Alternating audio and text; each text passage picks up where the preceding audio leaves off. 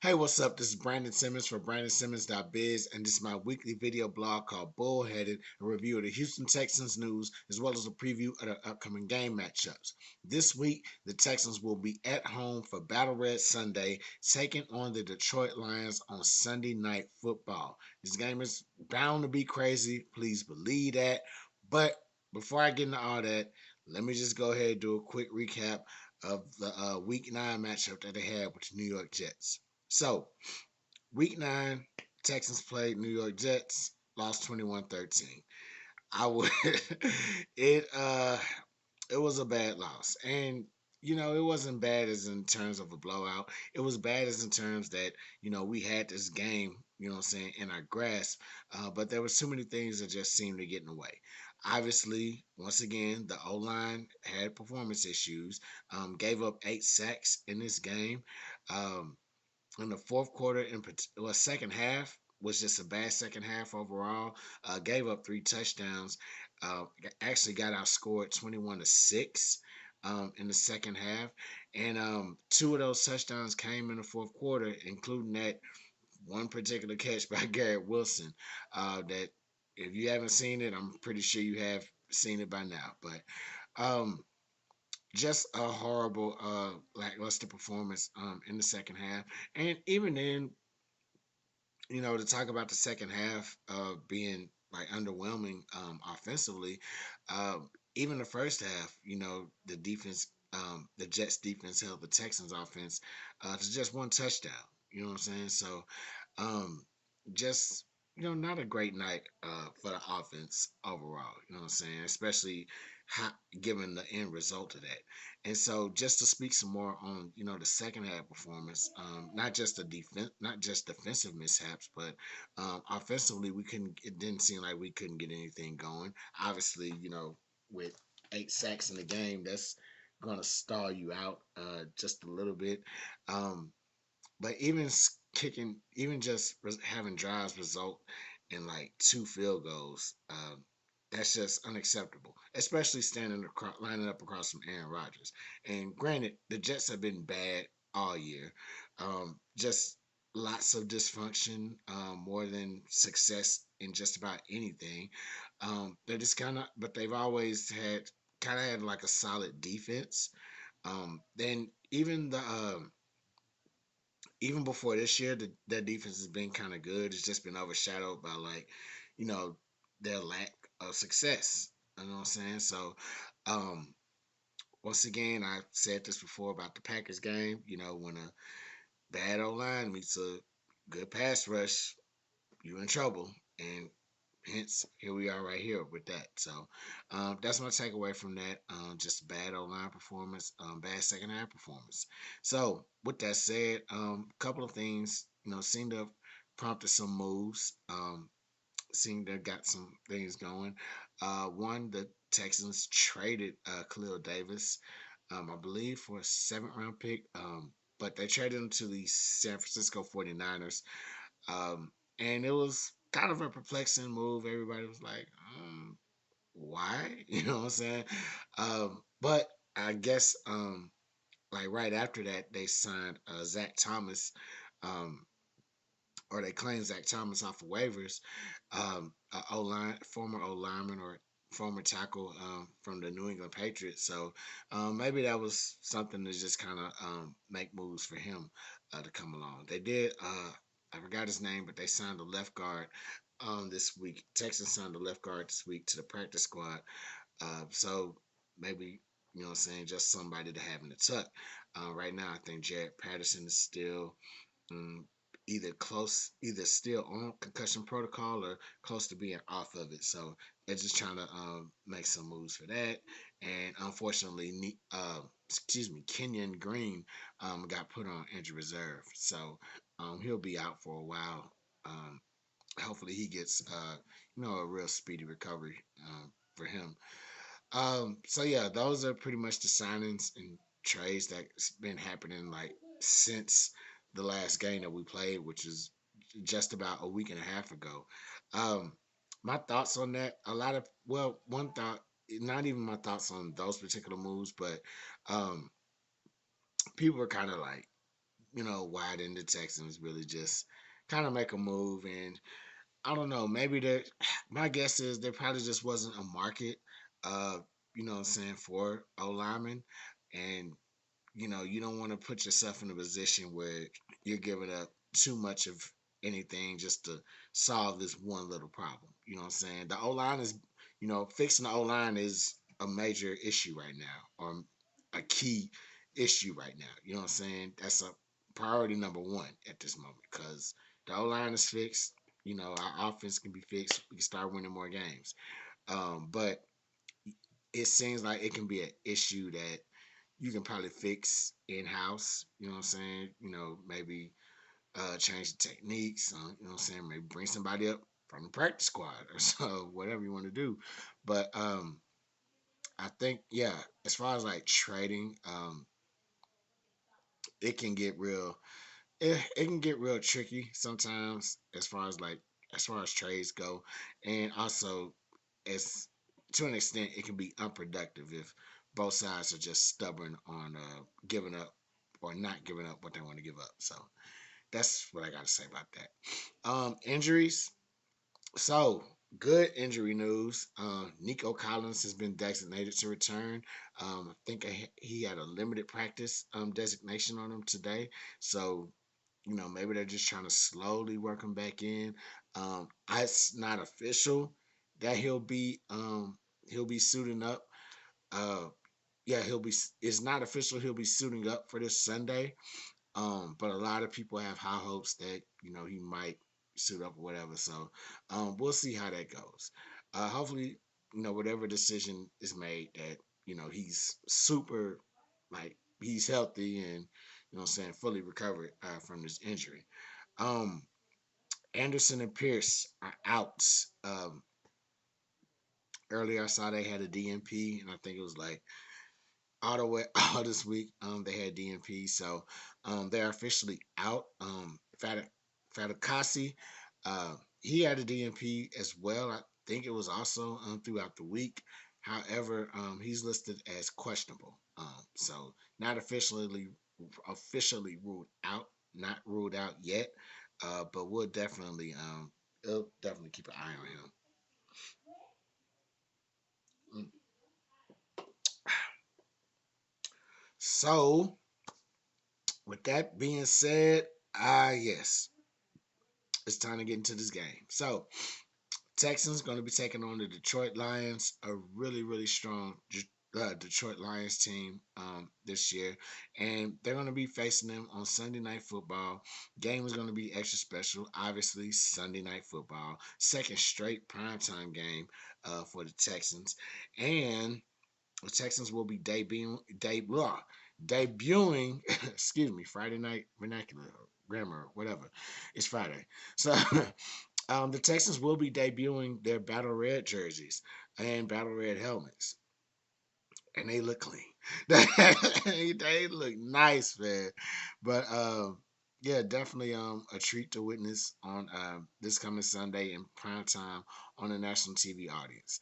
Now, the downside about that is the Texans actually have to play in this football game and line up across the Detroit Lions, who's look, if you ain't been watching football in a while, you're going to be surprised that this Detroit Lions team, um, stacked on pretty much, yeah, really solidified on both sides of the ball, particularly offense. I think they lead the league in like scoring or whatever, or one of the top teams in scoring. Um, Jared Goff, just having an amazing time in Detroit since he got there, benefiting from all types of offensive weapons, including Amon-Ra St. Brown, Jameer Gibbs, Scott Laporta, who's in his second year and just really making an impact. So yeah, those guys, who's also number one in the NFC, those guys are coming to town to face us, to face the Texans, who, you know, hey, we still continuing like some success. You know what I'm saying? We're top of the division right now. We're really trying to correct the whole pass protection, offensive line thing that we got going on. But at the same time, we're still like one of those top teams that's considered to be feared. So it's gonna be a great game. I don't see Detroit coming in here blowing us out at all. They on record they are the better team, but I just don't. It's gonna be a fight, definitely. So, and yeah, I really don't see the Texans as just blowing out Detroit. You know what I'm saying? It's gonna be a fight. Probably predict maybe a lot of points. I want I want to say that, but it's gonna be a crazy fight.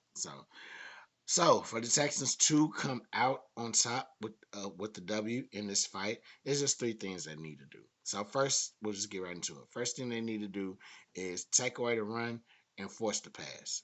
So Detroit, they have this 1-2 combo punch with Jameer Gibbs and David Montgomery. So just like every running back duo in the NFL, they kind of have like a lightning and thunder, what I'm saying, relationship. Gibbs being the lightning, Montgomery kind of being the thunder. You know what I'm saying? So Gibbs, he's pretty much the primary back. He handles most of it, but he'll also do like the, you know, excuse me, elusive back type things. You know what I'm saying? Just like catching the ball out of the backfield, things like that. So he's a dangerous weapon on his own. Montgomery, kind of the same thing, but he's built for more of the you know what I'm saying, the power runs, short yardage, things like that. Um, so it's going to be crucial that what I'm saying, you kind of limit those guys to what they can do. Really win the battles at the line of scrimmage. Our defensive line has to win the battles at the line of scrimmage just to kind of slow that run game down. Once you do that, you'll make it easier for them to force. Um, you'll make it easier for them to force themselves to throw the ball more. And with Jared Goff, he's been doing great. You know what I'm saying? He leads the league in completion percentage. But the issue is with him leading that, his passing numbers, they look like they're kind of capped in a sense. So and every except one in one. Well, what Friday? Friday center structure is crazy. Anyway, there's only one game where he's thrown for over 30 passing attempts, or I don't even know if that's right. But the game where he threw for like his highest passing attempts, which is like 55, it was actually a loss. He went 34-55 the uh, against the Tampa Bay Buccaneers. Text notification. Hold on. Somebody out and somebody's offering me a gift card. Okay. Thank you. I probably won't win it. Um, so anyway, yeah, back to golf. I just had it.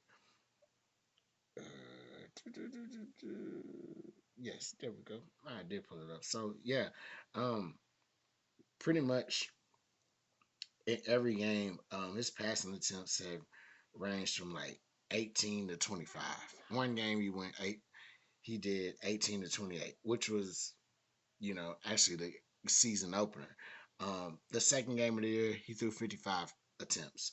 After that, his every game after that, like from week 3 up until now, he's really been kind of around 20, like 15. Yeah, it's kind of been like 20, 23, 25 passing attempts.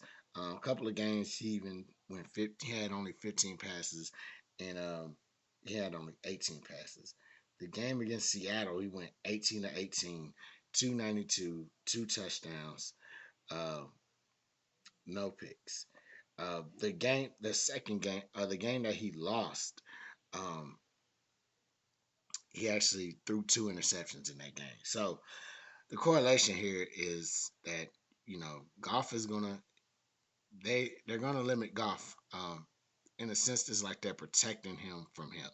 You know what I'm saying? He gets to being trigger happy. Somebody's gonna get interception happy. So that's what our defense should want. Force him to you know what I'm saying, keep throwing the passes up and increase his chance to get a turnover. So that's what that is.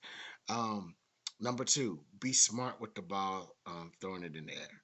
So the Lions, they have two defensive backs that is in the top 10. And yeah, they have two defensive backs in the top 10 as far as like interceptions go. That's Kirby Joseph and also Brian Branch. You know what I'm saying? So both of those guys, well, Joseph is actually tied for the lead with 6 interceptions. Branch has 4. So um, excuse me. Definitely want to watch out for where those guys are. Um, you know what I'm saying? Especially with, the pass rush that, may or may not be there for Detroit, and I'll get to that in a few. But um, really want to watch out for where those guys are when putting the ball in the air. So, you know what I'm saying? They don't just go in and create the turnover for themselves. Um, with that being said, Nico is back and he's going to help in this passing game. He was having a phenomenal season before he got hurt, and so it's expected that, what I'm saying, he'll have a phenomenal season when he gets back. He might have to work through this injury a little bit, so don't really force it on him. Don't force him. Don't force the ball to him. Just kind of be patient. Just find natural ways to really implement him into this offense, return him back into this offense. And when it's time for him to actually like go out there and just take over, he'll do that. You know what I'm saying? But we got to be patient with him and don't really force anything on him, because you force passes on him, then that can really lead to interceptions, turnovers, and things of that nature. So, third and final thing, learn from the recent um yeah learn from the recent protect pass protection mistakes and correct them. So the crazy part about the crazy part about the Detroit Lions is a couple weeks ago, left their defensive end, Aiden Hutchinson, went down. He's out for the year. So as this trade deadline is like slowly approaching, everybody's like, oh, the Lions need to make a trade. Lions need to make a trade. And lo and behold, they made a trade for Zadarius Smith. like, what are we talking about? They really made this trade, right before, uh, like they really made this trade, right? Yeah, they made this trade, with the Browns, um, right before they had to face us, and which is pretty smart. So kudos to them. But at the same time, even though he is just one dude, he's very much an effective player. He's very much a killer. So, and so I would say, like, just learn from the mistakes that we've had with the O line, and it's been a lot of them. It's been a lot of mistakes to just that they can look back on tape and just be like, I shouldn't have done that. I can do this better. Blah blah blah. It's just different things like that. So learn from the recent protection mistakes and correct them, because yeah, they, Zadarius Smith is going to make you correct. Zadarius Smith is going to make you correct them for sure, for sure. So. So yeah, just learn from that. So that's all I got for this week.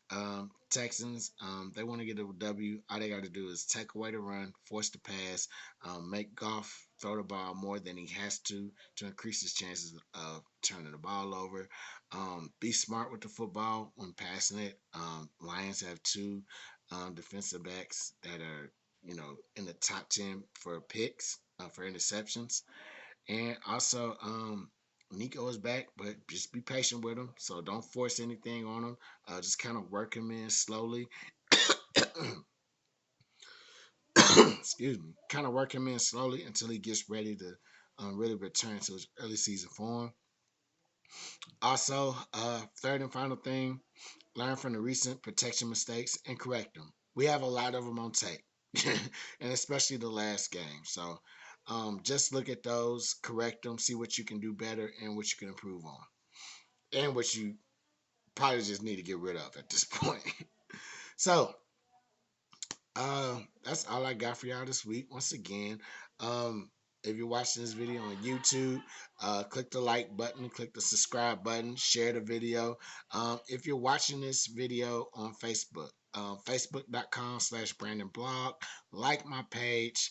Um, got plenty of contact. Share this video as well as other videos.